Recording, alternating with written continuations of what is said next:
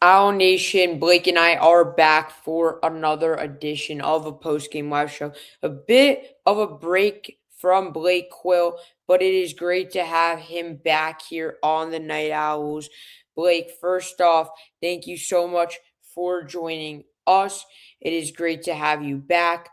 Instant takeaways from that game, absolutely embarrassing blowout in a game in which FAU got destroyed. We got to do more. Nico Moretti, 31 minutes and 2 points. Devin Williams, 3 points on 23 minutes. Johan Sissoko, 2 points, 26 minutes, only two assists. This team has to do more. Josiah Parker played a great game. He had a double double, 20 and 14. Look, this FAU team, if they want to be will have if they want to live up to the expectations that they've set for themselves and make this tournament, win the American Conference and go a long way, we need better performances than what we just saw. I mean, outscored 51-32 in the second half.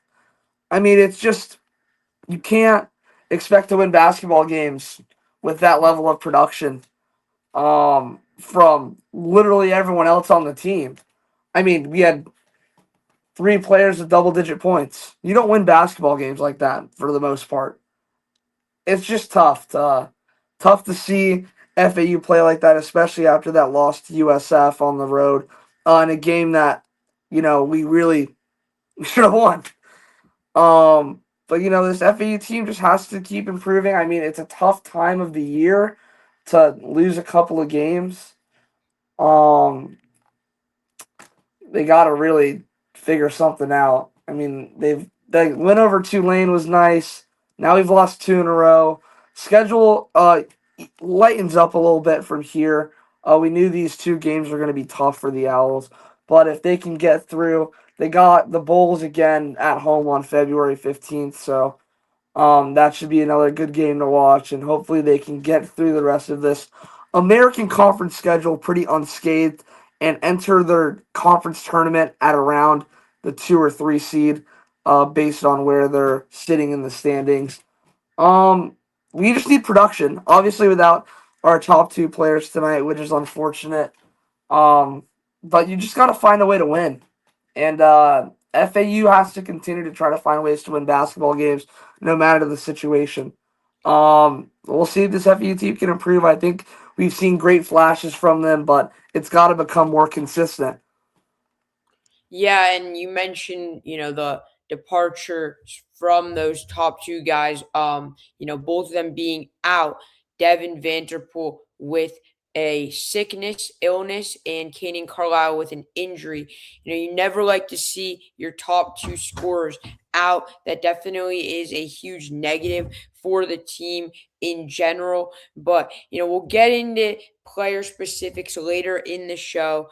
You mentioned the schedule kind of lightens up, but you have the best team in the conference, Tulsa. You're hosting them at home in just a couple days Yeah. after the ECU game. So that's going to be a huge game, but it definitely hurts to lose two straight. As you mentioned, we need to have more offensive production with just two guys in double figures. But credit to the Memphis defense. They had forced many turnovers, and I think that was a huge thing.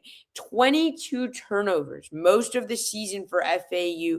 You can't have 20 plus turnovers and expect to win basketball games.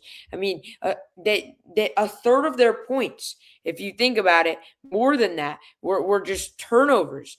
And you Yeah. can't have 20 plus turnovers at all. Um, and as I mentioned, we'll get into player specifics, but just not a good night on defense either for the Owls, letting up a lot. Doug McDaniel had a huge first half, quieted down a little bit, and then Sincere Parker couldn't miss from beyond the arc in the second half. So definitely a huge negative within those turnovers and the defense as a whole. And then when you just shoot 30% as a team, like you're not going to win many basketball games doing that. A Yep. lot of it just comes down to making shots, Blake. I mean, yeah, no, I agree with you. I mean, Memphis shot 41% from the 3 point line tonight. We shot 27. Really tough to win basketball games when teams are out shooting you in that way. 24 turnovers by FAU compared to their 13. Um, That's inexcusable. Um, you can't turn the ball over like that. 69% from the free throw line compared to their 89%. Obviously, I mean, when he gets near the end, they were probably getting some more opportunities to shoot. Actually, no, that's not true.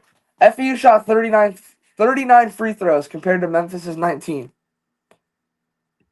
Yeah, You got to capitalize on those points. I mean, and we made 27 of them. That's 12 points out there. 12 points in a game that makes it a little bit more competitive. But, you're talking about points that come at pressure moments that make it closer, that don't allow Memphis to pull away. So you gotta tighten that up.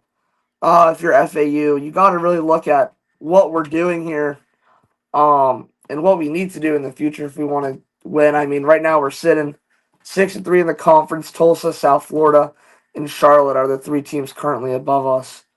Um, it's gonna be a haul. Yeah, and you mentioned those missed free throws, 12 points that we didn't capitalize off the charity stripe. I think just the one free throw that sums up the whole game is the Isaiah Elohim airball free throw, in which it was 66-46. Elohim went to the line to shoot two off a shooting foul where he drove to the hoop, got fouled at the right block. Airballed the first free throw. I think that just summed up the game as a whole for this FAU Yeah, team. Nothing was working. And I really think that this FAU team has to figure something out. Now, you can blame it on the injuries. That's a huge part. I understand that. completely agree. Something missing in this team. And I think that, it is hard to figure out. I really think that Isaiah Elohim and Josiah Parker, and we'll go more in depth in players later in the show. Those were the two guys who had solid nights tonight that I was happy with. Josiah, the freshman, second game where he's got a double double. We saw him have a huge Temple game. He's really talented, and he really can shoot it from anywhere on the court. Yeah, Saw him pull up those deep jumpers. That was nice. We know he likes to go down low and use his size to get inside, maybe draw contact and get to the line. But man, I'm very impressed with him. And then Elohim's a star. Elohim is going to be really good. There's a reason he was a 5-star coming out of high school. There's a reason he went to USC, didn't get much playing time, came here, and he's a really talented guard overall. Very good vision. He, made those 2 threes late where FAU had their last kind of fighting back stretch there when it was 22 points. Then he got a steal into a three. It became 19, I think it was. And then he got yeah, another three and cut it to 16. So those two guys, very pleased with. But everyone else, it wasn't a good night. And I want to talk specifically about Nico Moretti because this is a guy who I've really been quiet on. I haven't really gone on a rant on him, but I'm starting to get tired of Nico Moretti. And it's game after game where he's in late and he's not really doing anything. He takes the ball super slow. He'll just dribble it at the top of the key for 5 seconds, in which we're down 16 points. He'll let the shot clock milk, and he's such a slow type of pace guard. He doesn't get the offense moving. He likes to set it up, which I understand. But some of these passes are terrible. You mentioned the 24 turnovers. A lot of those came off his passes where he was trying to kick it out, and they were just bad passes. And over 30 minutes, yeah. Two turnovers. Oh, actually, sorry. 3 turnovers for three Nico Moretti. turnovers. That's not what we want to see from Nico Moretti, especially when you have more turnovers than points, Blake. I mean, Yeah, that's really bad. And you're talking about a guy you're giving over 30 minutes to. And this is a guy who, I respect him. He came back to FAU. He stayed loyal to FAU. But it's just game after game where I don't think he's as talented as Johan Sissoko to play the one. I don't think he's near as talented as Isaiah Elohim. I don't think that he should get as much playing time as he is getting right now. yeah. And especially with Xander and Kanan back. Like the South Florida game, he got a majority of minutes. So very disappointed in him. But if you want to get into specific players, feel free, Blake. Yeah, getting into some specifics. You mentioned Sissoko. He had a tough night. 6 turnovers for him personally. That's a stat that you never want to see. I mean, I'm looking at this entire starting lineup. Each one of them had a turnover. Don't win basketball games doing that. I would say Josiah Parker. He literally led the team in every stat: 21 points, 14 rebounds, and 2 assists. Tied for first the assists. But I think this is one of the better games you've seen him play. Five offensive rebounds for Josiah Parker. He was the leader on the team for that. Elohim got active on the offensive boards as well. He got 3 of his own. I think, when I look at the broad view of this FAU team and I look at some of the players we have, there's just talent popping everywhere.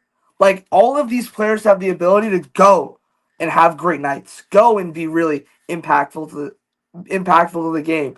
But it's just a matter of if or when, and it's a matter of like the shooting. I feel like we're such a streaky team.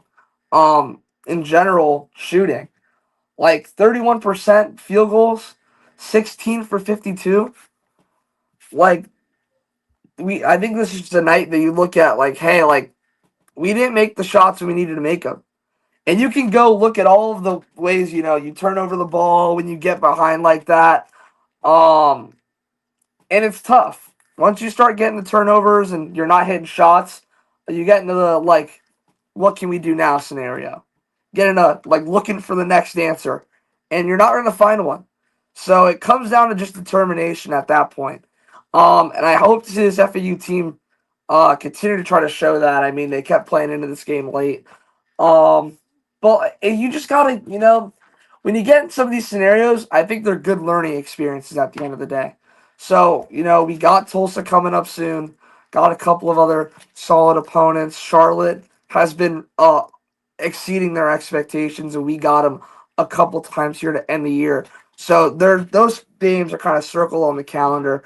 I think the injuries will definitely help too. But look, it's gonna come down to heart.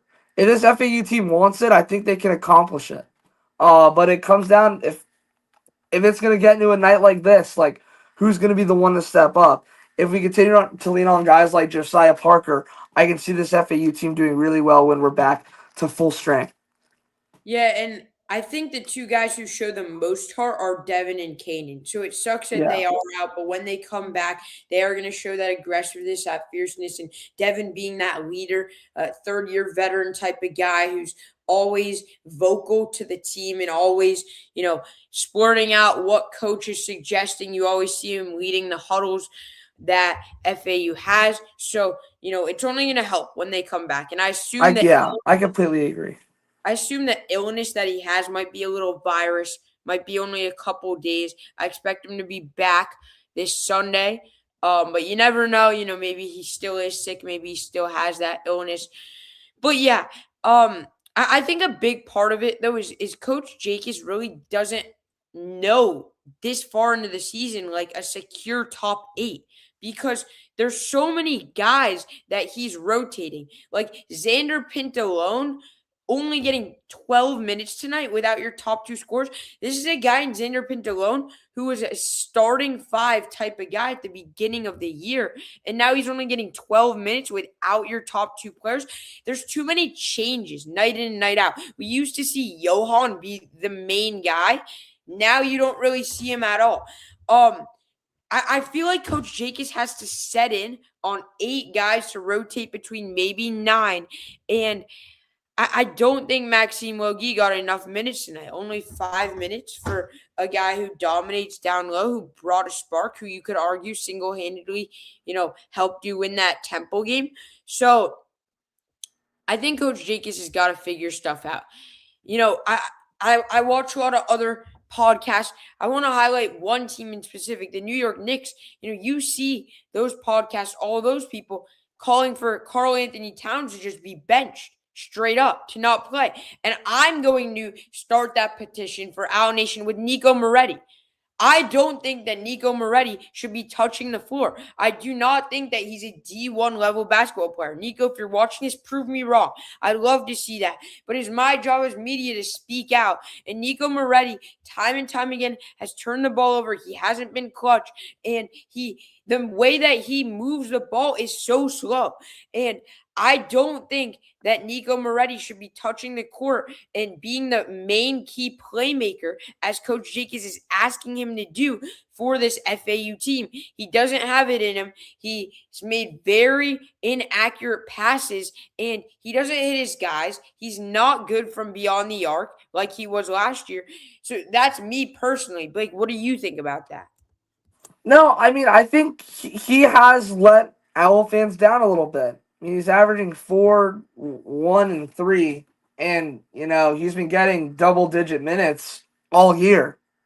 The lowest minutes he had all year were, I think, 13 against Boston College, and that was the first game of the Yeah, and season. he was hurt too. Yeah, exactly. He was hurt. Um, I mean, and he's only gotten double-digit points once, and that was against UTSA when we scored 110. So it's just a matter of, what is it, if it's the system for him, if this FEU system may just not be the right fit for him. Because clearly his style of play is a little bit different than the other fast-paced style that some of our other guards have. It just maybe does not work for Nico Bray to be in this John Jacobs system. And that's okay.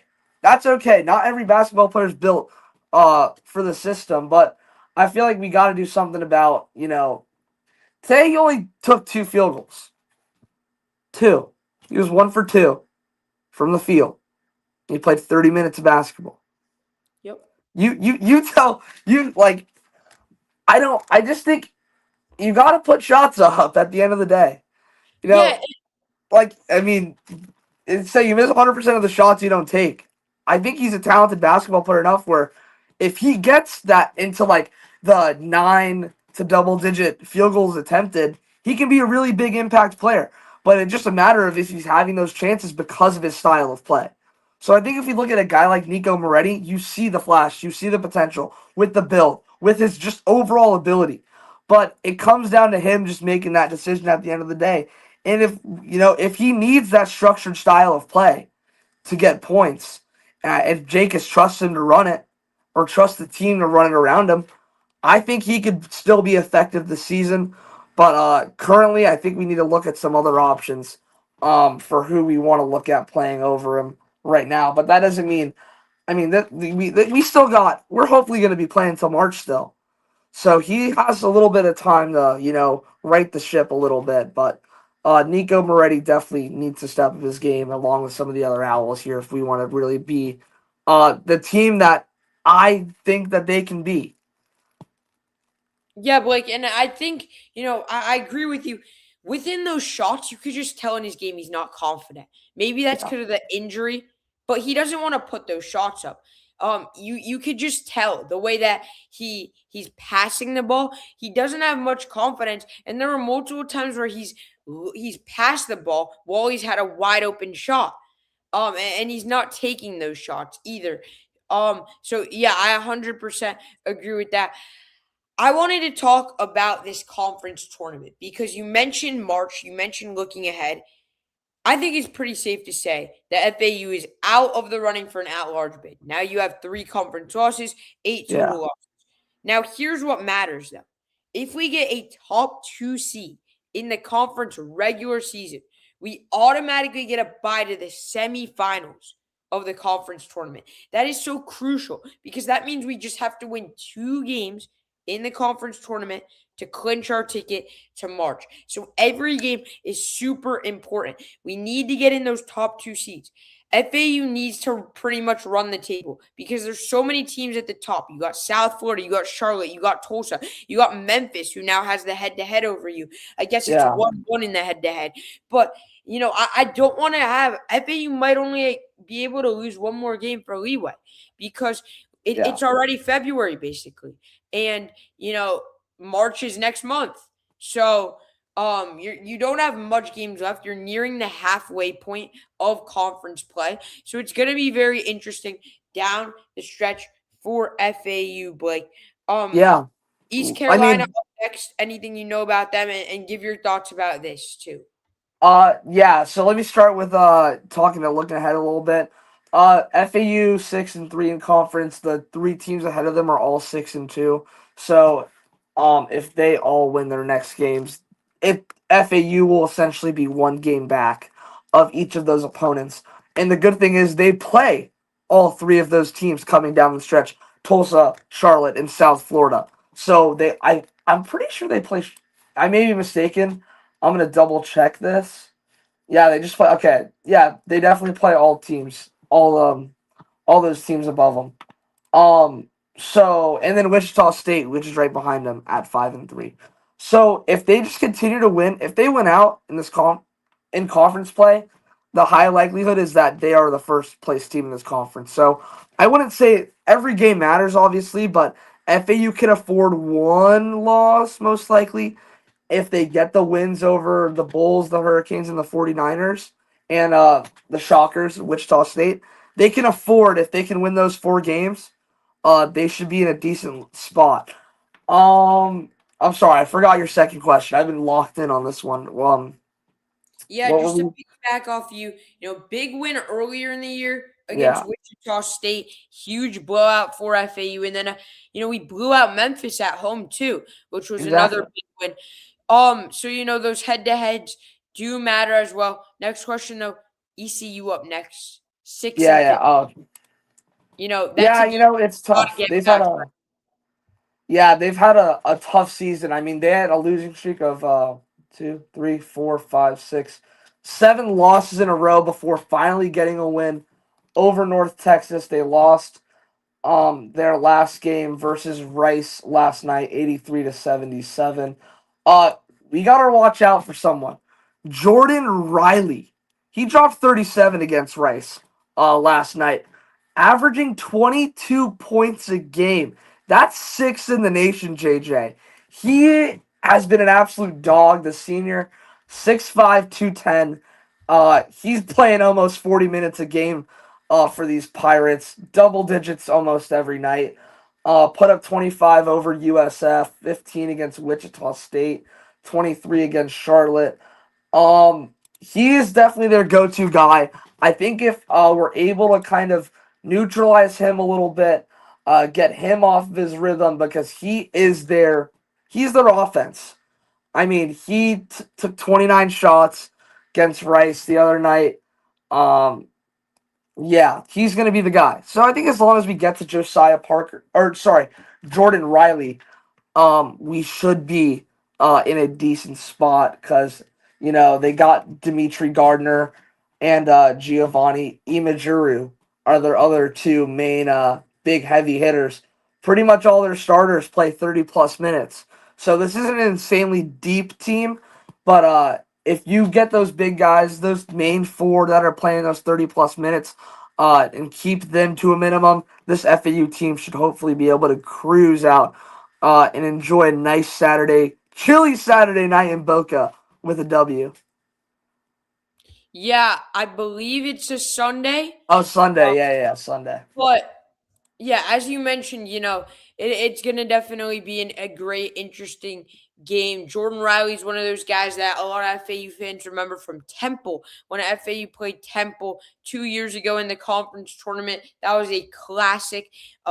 He had a great game. He went off, transferred to ECU. Something interesting. He's not very efficient. He's only shooting 27% from three, and Yep. he's shooting a lot of threes. But this is the guy we have to stop. So hopefully either Devin or Kanan can be back to guard him. Those are two very good defensive guards who play very hard. But we'll be bringing you coverage, more in-depth coverage, uh, full preview coming soon. I'll be with Hudson live tomorrow. But yeah, thank you guys so much for watching. Blake, it's great to have you back. Owl Nation. Hopefully it's only going to get better from here. Bear with us, and we will be bringing you the coverage through the thick, the thin, no matter if we win, lose, or draw. Owl Nation every single day. So thank you guys so much for tuning in, and we'll see you guys in the next one. As always, ladies and gentlemen, go Owls. Let's go.